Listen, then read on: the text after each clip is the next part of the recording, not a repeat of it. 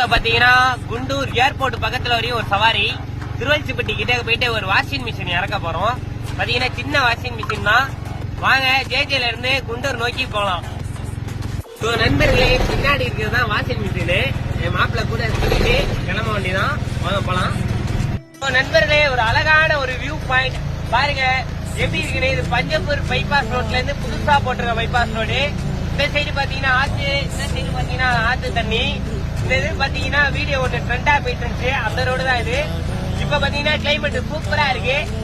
சரிங்களா, மணி பாத்தீங்கன்னா 12. பாத்தீங்கன்னா அப்படி தெரியல, பனி மூட்டமா இருக்கு.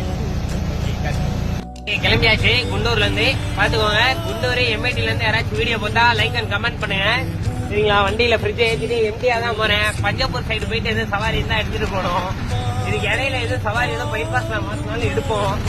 வாங்க, தொடர்ந்து நம்ம வீடியோ சப்போர்ட் பண்ணி லைக் பண்ணி ஃபாலோ பண்ணுங்க. சரிங்களா, இப்ப பாத்தீங்கன்னா நம்ம குண்டூர் குளத்தொழியா போறோம்.